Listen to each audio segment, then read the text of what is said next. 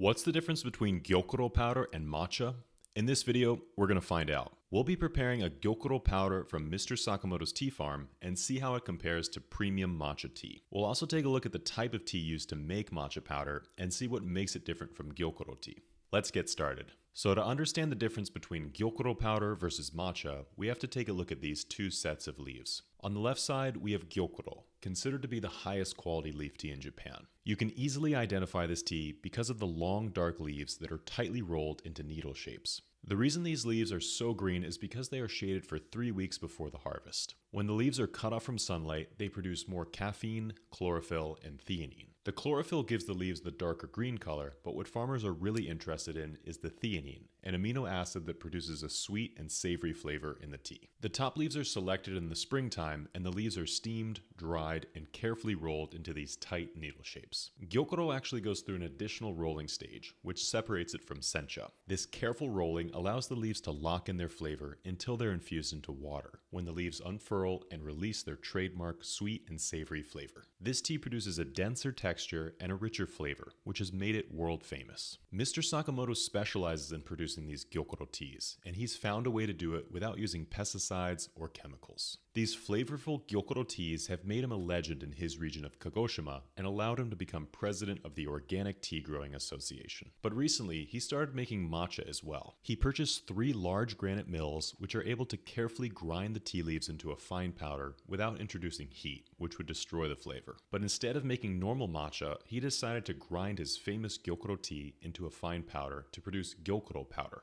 which we'll see is very similar to premium matcha. So there's the story of the Gyokuro powder, but what about the matcha? The leaves on the right side are called Tencha, and they are almost never sold like this. These leaves are specifically made for grinding, and producers will keep the leaves in this form until they're ready to be ground into matcha. So what makes these leaves different than Gyokuro? Not much really. Both leaves are shaded for roughly the same amount of time. The younger leaves are selected to be steamed and dried, but that is where the two begin to part ways. While Gyokuro is rolled into these tight needles, Tencha actually goes through a unique process where the stems are removed from the leaf. These stems are harder to grind and they don't produce as dark of a green color, so they need to be removed. Once the stems are removed and the Tencha leaves are fully dried, they are ready to be ground into matcha. One final difference between Tencha and Gyokuro is the leaf selection. As I said before, both teas tend to be made from the younger leaves, and while that is true, Tencha can also include a couple of older leaves as well. Gyokuro needs to be made from the top 3 leaves, as these are the richest in nutrients and smoothest in flavor. Tencha is made from these top 3 leaves, but it may also include the next 1 to 2 leaves down.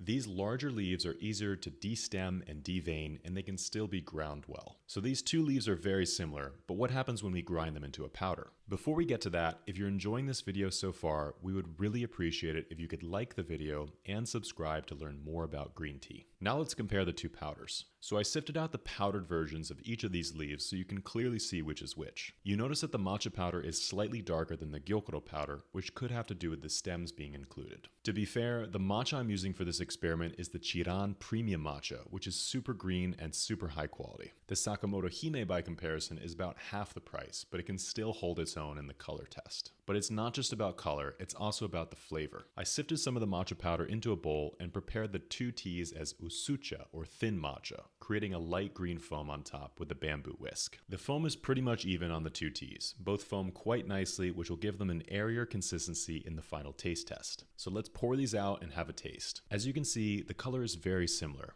You could notice a color difference between the Gyokuro powder versus matcha powder, but now that they are mixed into water, they look pretty much the same. I found the flavor of the Gyokuro powder to be a bit stronger with more savoriness. This is to be expected because the umami flavor profile is a specialty of Mr. Sakamoto. There was, however, a little hint of bitterness with the Gyokuro powder, while the Chiran premium matcha was smooth all the way through. The matcha also tasted milky and smooth with a well-rounded taste profile. This is only one of Mr. Sakamoto's Gyokuro powders. He also has the Sakamoto Sai, which is much smoother and greener in color. Overall, these 2 Gyokuro powders are a great value for the money, and they can hold their own with a matcha double their price. What you should definitely try out is the Gyokuro tea made by Mr. Sakamoto. It really is one of a kind. The Gyokuro Cha Musume is the most popular, but if you really want to get a luxurious tasting experience, you should go for the Gyokuro Cha Meijin, made from the Sai Midori tea variety, which is known for its light and sweet flavor. If you want to browse our selection of the best pesticide-free green teas we found during our travels around Japan, you can find them all on our website website, neoteas.com. Thank you all so much for watching. We'll see you next time.